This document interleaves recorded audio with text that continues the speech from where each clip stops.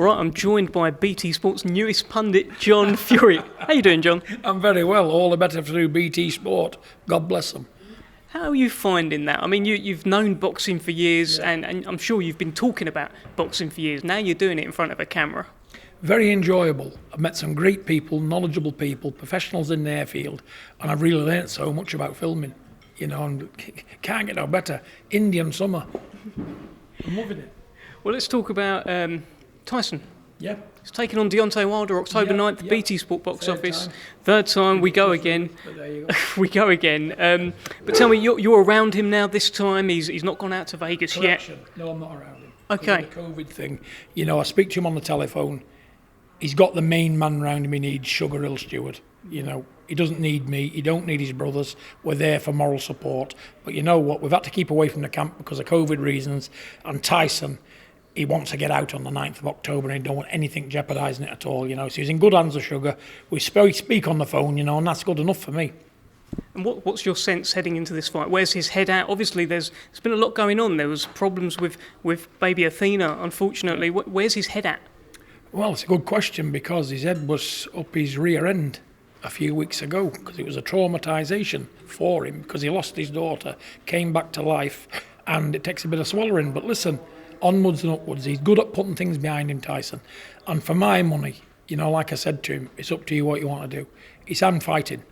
You know, my daughter's well, I've put it behind me, I've moved on. You know, me and Sugar's working well together. You know, I'm learning every day. I'm as fit as a fiddle, I'm as strong as a bull. Let's get it on.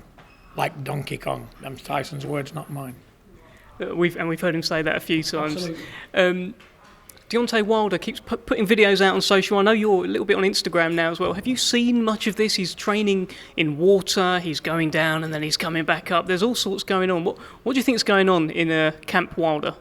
I'm not interested in bizarre rubbish. My whole life's been bizarre rubbish up until BT Sport employed me. So I've seen it all before, done it before he's even been there. You know, swimming in water, is he a fish or something? Is he a crossbred fish now? Is he going to be fighting a shark? You know, I don't get it, you know, but let them do what they do. It's called show business, only in America, let them get on with it. You know, it'll all turn to tears. All that joy he's having now will turn to tears. Let's see what he's like come the 10th of October. See if he wants to swim with the fishes then. Well, he's obviously linked up with Malik Scott now, and we've seen at the press conference, Deontay Wilder didn't say an awful lot. Malik Scott did it for him. Malik Scott said Tyson Fury won't last 5 rounds. What do you think? Well, if Malik Scott is as good a trainer as he was a fighter, got to help Deontay Wilder because he get blitzed. Because he couldn't fight, could he? Malik Scott was useless. He had no bottle, no nothing. And if he trains like he fights, forget about it. Forget about it. And he said that Al Pacino, not me. Forget about it. Forget about it. But he seems to be learning new things, Wilder. I mean, can you teach an old Deontay Wilder new tricks? What do you think? Or have we seen the best of him? You're never too old to learn anything. You know, if your head's on and you're an intelligent guy, you can learn most things. But is he intelligent? I say not. With the performance out of him, how he handled the loss was ridiculous. It was bizarre. It was like a big girl's blouse. You know, at the end of the day, I didn't even look at him in the same light no more. Not knocking his ability. He's a big puncher. The kid can fight, but he's not a man, is he? And you know what? You've got to be a man in this sport. And you've got to be as much a man in losing as you do in winning. He showed me nothing. Nothing. So I couldn't respect nothing. You can't respect nothing. And I see Deontay Wilder as nothing. His trainer's nothing. He's nothing. He's a one-trick pony, a big puncher. But you've got to be careful of these one-trick ponies because anything can happen. That's why people tune into heavyweight boxing. But do I like him? No. Don't know his trainer, but I heard about him from the camp he had back in Holland. He knows what I'm talking about. He's busted eardrum. He's complained my fingers hurt, my head's hurt. Get back on the plane, you bum. And stay there. Are you expecting more excuses October 10th? Well, there'll always be excuses from people like Deontay Wilder, you know, because the toys come out of the pram when they're not getting their own way, because he's like a big spoilt baby, isn't he? But I just hope Tyson punishes him for a bit. Don't stop him straight away. Give him a lot of stick. Punish him for what he's had to say, you know, and let me tell you this much. He'll never be the same man after the 9th of October because Tyson will bury him. He'll break him down mentally and physically as well. Tyson will smash him to pieces this time. And Sugar Hill's trained Tyson as a wrecking machine. 19 stone, 6'9", cannonball coming in your face. With these 2 little matchstick legs, he can't handle what's coming to him. Tyson's going to smash him to pieces. And them little chicken legs will be buckling underneath him before he even gets in the ring. He'd be crapping himself looking at that monster in front of him who wants to suck his blood like a vampire and then turn him over and rip him to pieces. That's what's going to happen to him. He's in a lot of trouble.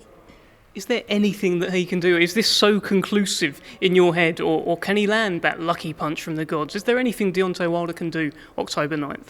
He's going to need Zeus in his corner and every other god that was out there. All them false gods, them false idols, he's going to need every one of them. Because believe me, he can't beat Tyson. He knows he can't beat Tyson. He's turned up for the money. That's all he's coming for. But he's going to get his ass whooped again. And Sugar Hill's words, not mine. And I'm not American. Ass whooped. Ass whooping. Well, let's talk about Tommy. He made his American debut.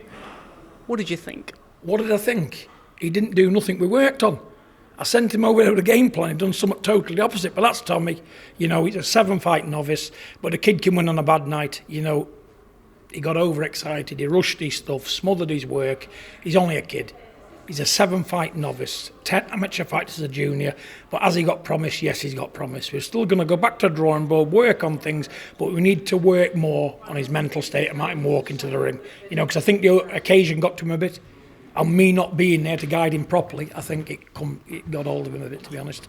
But it was a poor performance, he knows that, but he got the win, it's all about the W. Well, he was very critical of himself after that. Well, he should be. Well, he said to me, I don't even want to ring my dad. Did you speak, and what have you said to him? Yeah, I spoke to him straight afterwards. I expected it. I wasn't interested in Anthony Taylor. I was interested in his ring walk, his handling of the situation, and I realise now, after watching that, he needs more work on the mental side of it more than the physical side.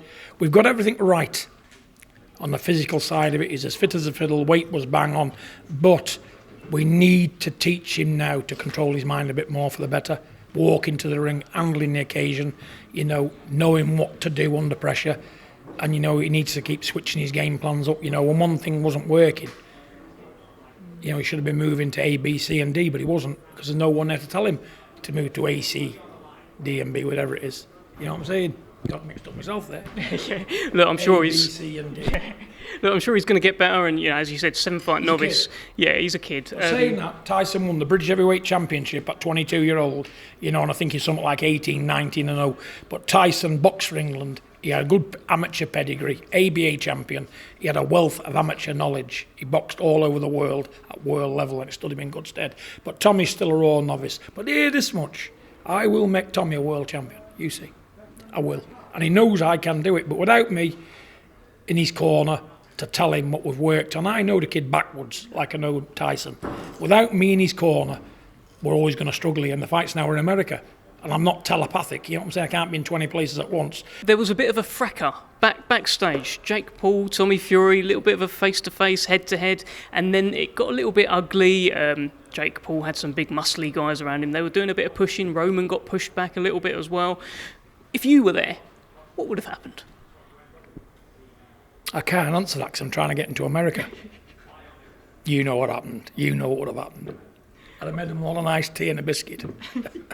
I thought that to myself on the night. I thought they're getting a bit handsy here. Imagine if Big John was here. Listen, I sent them over there to do a security job. They didn't do it. When there's a problem, get it by the scruff of the neck, kick it up the arse and put it to where it should be. That's what you do as a security guard. So they went out, they were just novice people, but they're all learning, aren't they? I've been in this game all my life. I know what to do as a security man. I know what to do as a trainer. I know what to do as an handler, but they're all brand new to the job. I sent him over there with a brand new team, but they all did very well.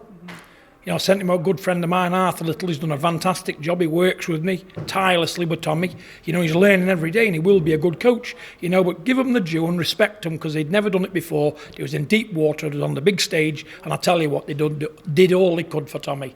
His conditioner, his handlers, his brother, big up to him. Andy, the conditioning lad, got him bang on weight. He looked tremendous. Let's just see where it all goes. But listen, that team will come good. I'm keeping that team, but they need me there at the head, at the helm. Daniel Dubois also boxed that night. He made his big US debut, and I'm sure you're a fan of the heavyweight division. You must have enjoyed watching that. big improvement from Daniel. He beat a live opponent, got rid of him. What more can you do? The kid come to fight. He had an impressive record. You know, he knocked 16 men, 14 men out himself. Big Dan got to him, and he boxed properly, done his job, splattered him. Big up to Daniel Dubois, onwards and upwards. He's only a kid, 23. Great performance. Overseas, you can only get better, Daniel. I was pleased for him. Do you feel he still can go all the way? Obviously, he's had that setback with Joe Joyce, but he's linked up now with Shane McGuigan. There's a lot going on down in with Daniel Dubois' camp. Can he still make it? Why not? He's 23-year-old. Always remember this. This is to the old timers. Joe Bugner got knocked dizzy in his second fight. They thought Joe Bugner was never going to do nothing. And look where Joe Bugner went, and he got knocked dizzy. And he got knocked out in his second fight. A lot of people don't know that, but I know that. So can Daniel Dubois make it from a little setback? Course he can. He's learnt more from that defeat than what he would have done if he'd have beat Joe Joyce. And Joe Joyce, for my money, is in the top 4 in the world. He could give anybody a run for the money and probably will pick up a world title, Joe Joyce.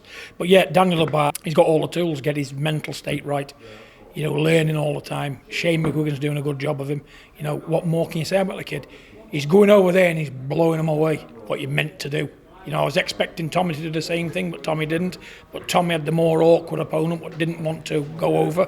Because every time somebody boxes a Fury, they try the nuts off for some reason or another. Even the biggest journeyman, if he's knocked out 10 times, he'll fight his heart out when he's fighting a Fury. That's the problem we've got. But listen, it's all good. It's all good TV. Well, look. There's a lot of strange things happening in boxing right now. Evander Holyfield, he's popped up again. He's fighting.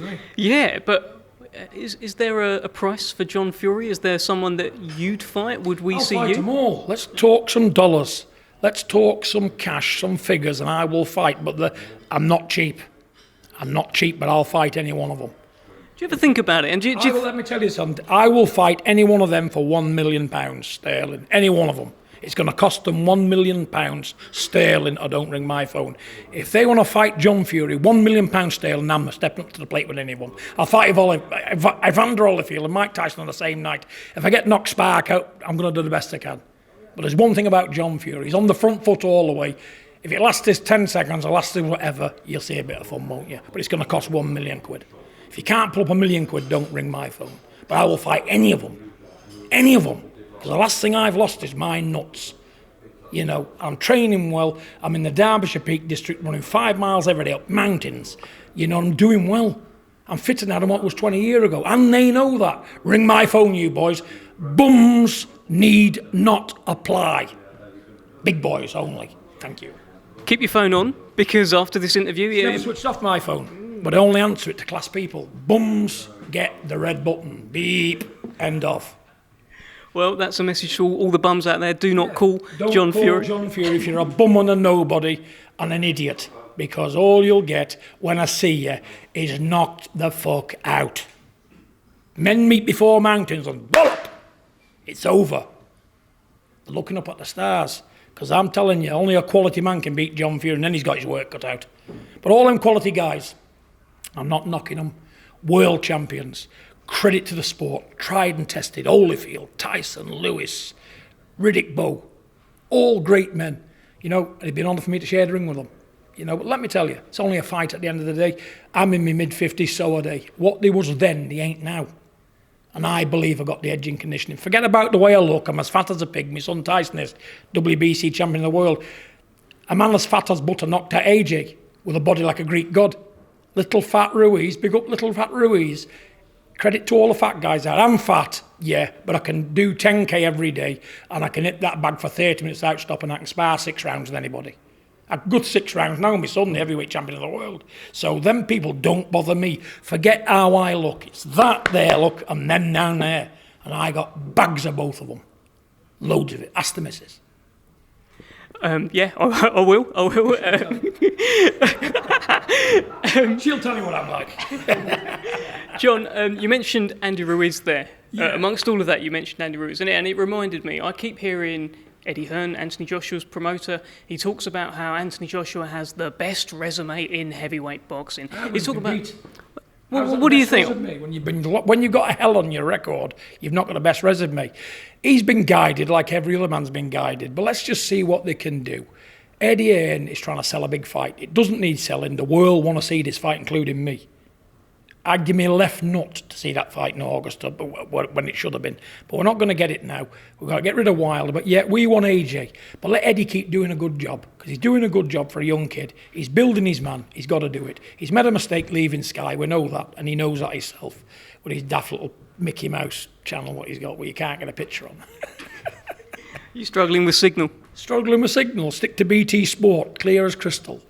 And hear everything and see everything. BT Sport, #1 channel in the world, and they're taking over. Especially now I'm on board. There you go. Well said, John. Well said. So on that, another thing you mentioned Hearn there. He does a great job for Anthony Joshua. Of course he does. Look, one thing that he's a nice kid and he's a good fighter. Of course he's a good fighter. Yeah. Couldn't say any other about the kid. He's done nothing wrong. Everybody can drop the ball, can't they? But you know, it's what you do when you drop the ball. He's come back and redeemed himself and took the belt off the man who beat him. So yeah, he's got the belts. Good fighting man. Good, smart looking fella. Doing a great job. Great for TV. The world love him, we know that. But you know what? We're the bad guys, aren't we? But without the bad guys, you've no showtime. Al Pacino again. You've got Scarface. to point your finger at the bad guy. We're the bad guys, we know that. We love being bad guys.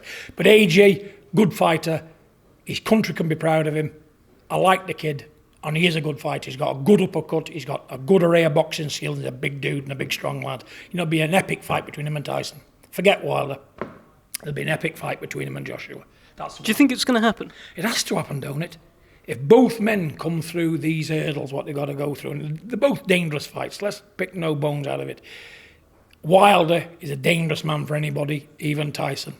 Usyk, he could have been playing possum, you know, with the Chisora fight. The Chaz Witherspoon. I got a funny feeling that's not the man we're going to see come 20th of September. They've got tall orders, both of them, but can both of them come through? Of course they can. I'm hoping they both do. Unscathed, let's get this big fight on. The biggest fight of this century. It can only be between two people. Anthony Joshua, no. Tyson Fury first, got that wrong, and then AJ. You know, so yeah, looking forward to it. There's only one fight I'm interested in the heavyweight division. Tyson and AJ, that's it.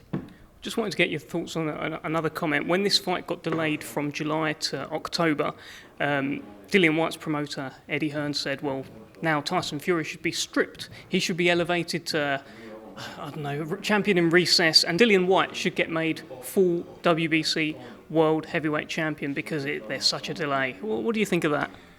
His breath must stink rotten through eating his own shit. That's what I think about that, because that's just stupidness, isn't it? Strip the best heavyweight alive, what's ever come out of this country. Is he dreaming? He's dreaming. I'll tell you what, it's like a dog what's looking at a pound of steak through a load of bars and can't eat it, what's not been fed for 3 weeks. That's Eddie Hearn. He's looking at my son as a pot of gold, and he just can't get his hands on that gold. He can't get it, and he can't sleep at night because he's running out of time, isn't he? Because he might lose AJ. You don't know what he's going to do. AJ might want to go his own way. Shortly, you just don't know. But let me tell you something. Ducks, I've heard fart plenty of times before. Action speaks louder than words. And let me tell you, there's no good bad mouth in any fighter. Why would you want to bad mouth fighters? Let them two men fight it out in the ring. Forget Eddie Hearn. Yeah, he's full of crap. Forget about what he says. It's irrelevant. You know, so keep your eye on the fighters, not the promoters. There's only one promoter, it's Frank Warren. Does a fabulous job. We and him row every day of the week. We have murders every day, but do I think he's the best promoter in the world? Of course I do. And I don't talk shite like the other idiot. You know, immaturity. Let's end on that one. John, thanks very much.